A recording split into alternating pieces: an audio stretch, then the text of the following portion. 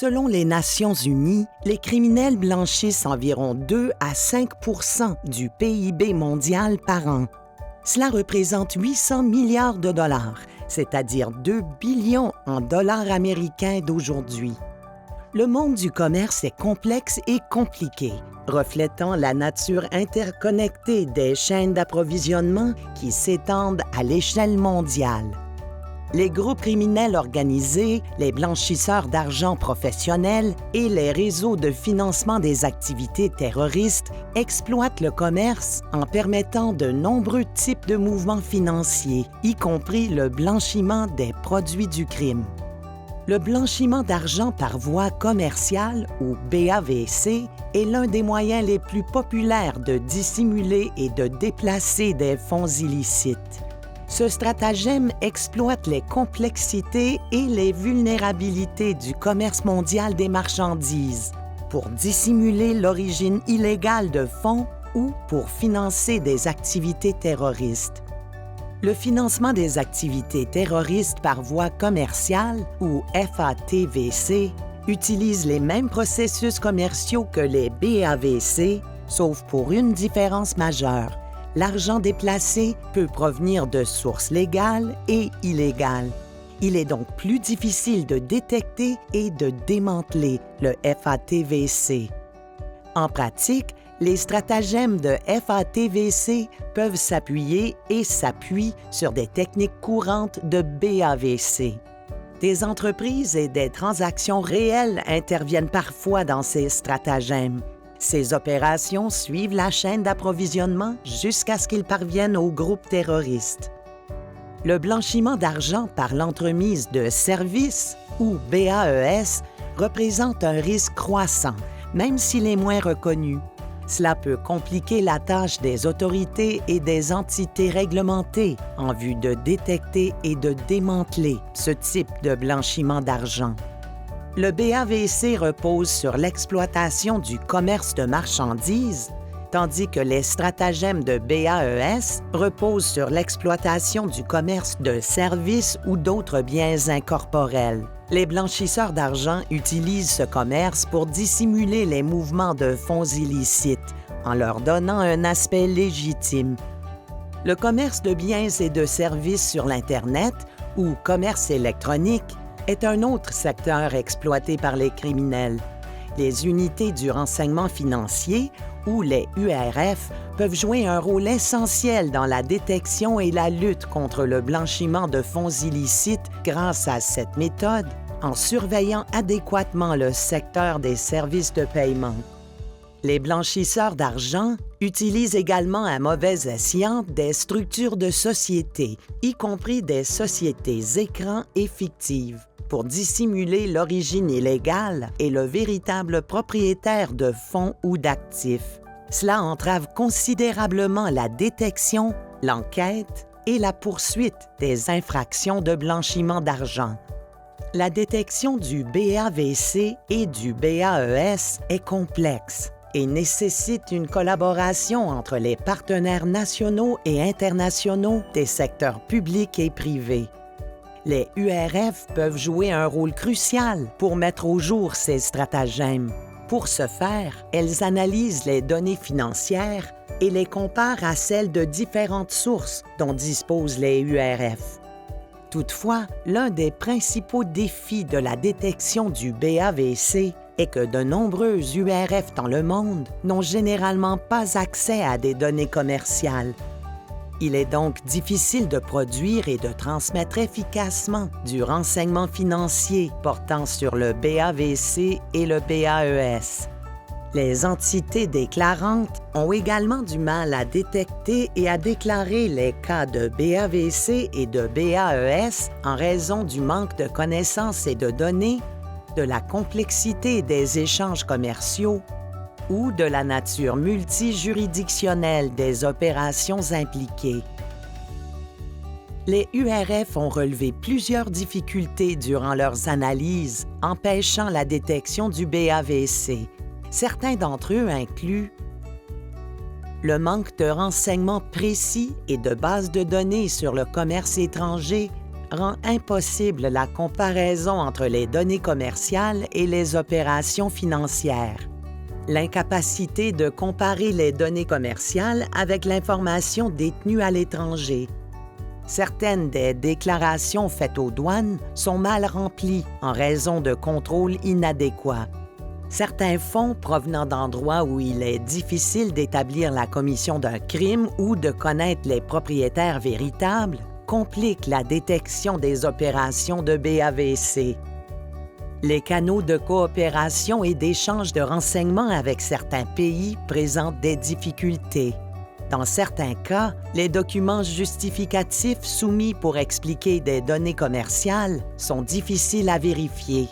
Il est peut-être ardu de valider la nature des activités d'entreprises participant à des opérations commerciales à l'aide de renseignements de sources ouvertes. Il y a un manque d'accès direct aux renseignements fiscaux concernant les personnes physiques ou morales. Par contre, dans de nombreux cas, les URF sont en mesure de repérer et de lutter contre le BAVC et le BAES, car elles sont au courant des mouvements financiers et ont accès à des canaux rapides d'échange de renseignements, comme l'Egmont Secure Web ou ESW. La participation des URF membres du groupe Egmont est vitale, puisqu'elles peuvent rapidement échanger de l'information avec leurs homologues étrangers dans le cadre d'une relation fondée sur la confiance mutuelle et la réciprocité. La coopération internationale rapide et adéquate est primordiale pour détecter les crimes commis en dehors de son propre pays et enquêter sur ceux-ci. En ce qui concerne le BAVC, ce cadre est particulièrement important étant donné que les blanchisseurs d'argent utilisent souvent des sociétés écrans et fictives pour déplacer des fonds et des biens d'un endroit à l'autre. Tous ces éléments sont des pièces d'un casse-tête qui ne peut être résolu que si tous les pays concernés se prêtent mutuellement l'assistance nécessaire. Le BAVC peut être de nature transnationale parce qu'un crime à l'origine de fonds illicites a fréquemment lieu dans d'autres pays que ceux où l'on effectue le BAVC. Les URF jouent donc un rôle essentiel dans l'élucidation de ce casse-tête. Différentes approches mises en œuvre par les URF ont conduit à la détection de stratagèmes de BAVC. Certaines découlent des contraintes liées à l'accès aux données commerciales, alors que d'autres ont été découvertes en analysant des rapports disponibles à l'URF. Nous vous présenterons quelques-unes des différentes approches utilisées par les URF qui ont permis de cerner des activités liées au BAVC.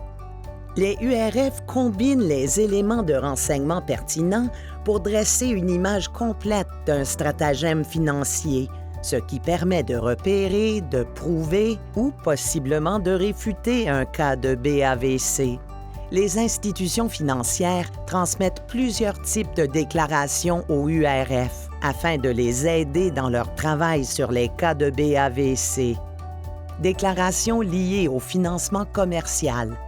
L'institution financière participe directement et a accès aux documents liés à l'opération commerciale et cherche des irrégularités dans les documents, dans les activités du client ou de la contrepartie ou dans les renseignements fournis durant le processus de financement commercial.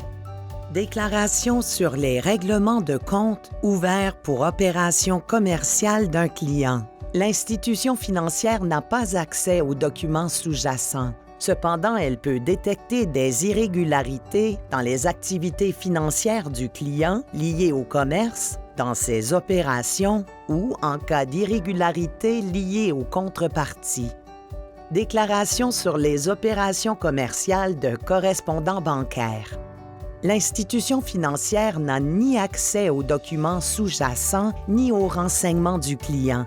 Cependant, elle détecte des irrégularités dans les opérations transfrontalières, comprenant celles présumément commerciales et portant sur des marchandises. Elle signale également les parties suspectes potentiellement liées à des réseaux ou à des activités de blanchiment d'argent connues. Par ailleurs, les URF utilisent également une autre approche qui consiste à analyser les structures d'entreprise et les renseignements d'enregistrement, comme en examinant les objectifs présumés des sociétés et les profils bancaires d'entreprise. Elles examinent également les relations entre les réseaux d'entreprises, car certains peuvent avoir des représentants communs, des structures de propriété qui se chevauchent, les mêmes adresses d'enregistrement et des comptes bancaires conjoints. Les URF peuvent déterminer avec une certaine certitude qu'une société de commerce international n'est qu'un ensemble de sociétés fictives. Elles peuvent alors supposer que les opérations commerciales effectuées entre ces entités et leurs filiales sont fausses. Sur la base de ces premières constatations, les autorités peuvent enquêter sur un stratagème de BAVC. Cette approche inversée montre l'importance de la collecte et du regroupement de renseignements financiers et d'autres données et prouve que la détection du BAVC ne nécessite pas toujours des documents commerciaux. Quoi qu'il en soit, les URF ne peuvent à elles seules être pleinement efficaces. Nous devons collaborer avec les douanes, le secteur privé, les organismes d'application de la loi et d'autres partenaires nationaux et internationaux. Cet effort est essentiel à notre succès collectif.